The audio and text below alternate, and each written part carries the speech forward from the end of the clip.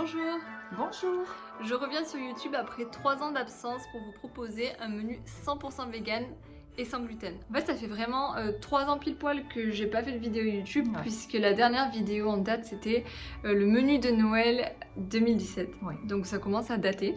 Et comme chaque année, chaque menu proposé, on l'a pensé à deux et réalisé à quatre mains puisque je profite de l'expérience en cuisine de ma mère pour proposer des recettes. Qu'est-ce qu'il y a au programme cette année? Alors, cette année au programme, un menu très simple, puisque dans la même assiette, il y aura l'entrée et le plat principal. Il y aura aussi un dessert au menu. Donc dans l'assiette principale, il y a une salade type mesclun avec des canneberges et des noix. Des tranches de courge rôties parfumées aux épices. Un hachis parmentier 100% végétal, vraiment facile à réaliser et délicieux. Une soupe minute crue, champignons noisettes. Et en dessert, une bûche glacée, vraiment facile aussi à réaliser. On vous conseille aussi de regarder les anciennes vidéos de menu Noël, donc celles de 2016 et de 2017, pour avoir plus d'inspiration.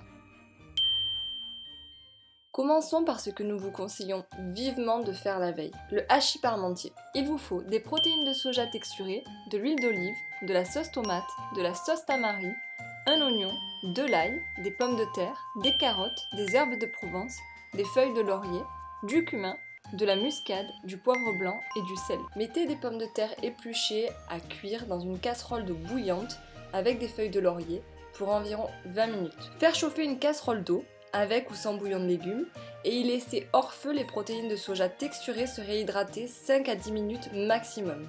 Quand les oignons sont translucides, ajoutez les protéines de soja. Ajoutez généreusement des herbes de Provence, saupoudrez de cumin, versez environ 100 ml de sauce tamari. Mélangez les saveurs. Ajoutez l'équivalent de 2 carottes mixées. Rajoutez de l'huile d'olive ou un verre d'eau si c'est un peu sec. Ajoutez 350 ml de sauce tomate et bien mélanger. Laissez mijoter en veillant que ça n'accroche pas. Revenons aux pommes de terre. Utilisez un presse-purée ou une fourchette pour écraser les pommes de terre. Ajoutez de la muscade, du poivre blanc et l'équivalent de 3 cuillères à soupe d'huile d'olive. Pressez ou mixez de l'ail frais, puis ajoutez une cuillère à café de sel. Versez une petite louche d'eau de cuisson pour un peu humidifier la préparation qui doit quand même rester bien ferme et ce point-là est très important. Optionnel, ajoutez du fromage vegan type parmesan. Graissez entièrement un plat avec de l'huile d'olive. Réalisez la première couche avec la purée de pommes de terre ferme, bien tassée.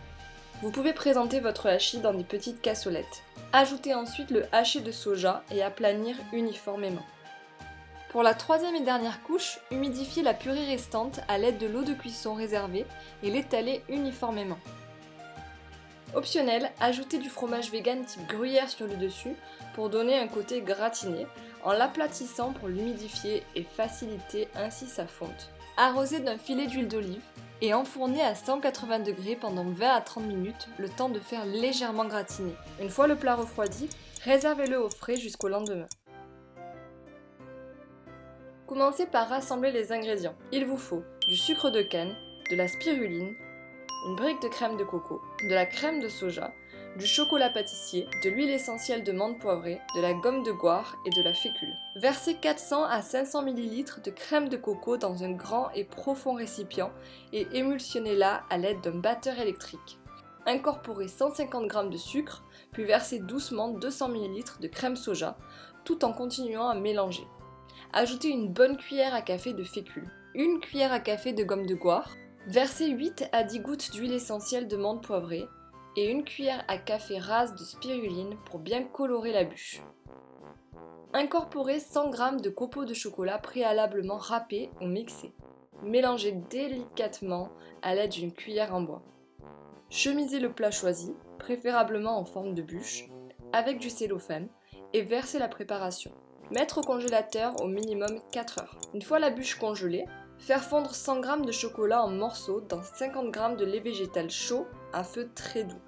Laissez tiédir, démoulez la bûche et versez le chocolat à votre façon. Vous pouvez parsemer de noix de coco râpées pour un effet neige.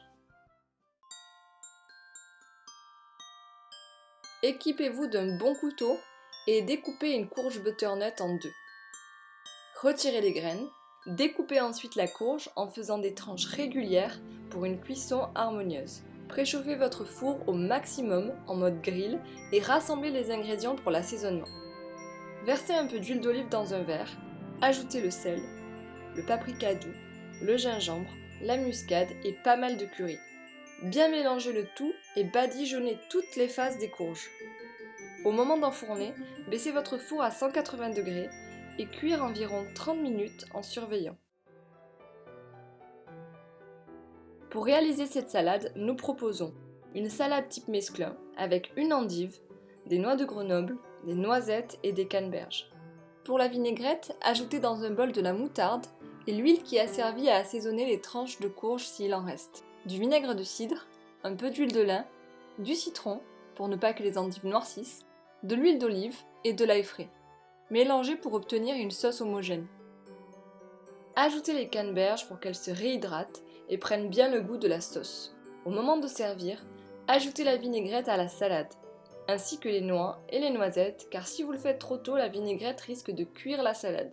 Nous vous conseillons vivement de réaliser la soupe crue au tout dernier moment, quitte à dresser les assiettes avec la salade avant.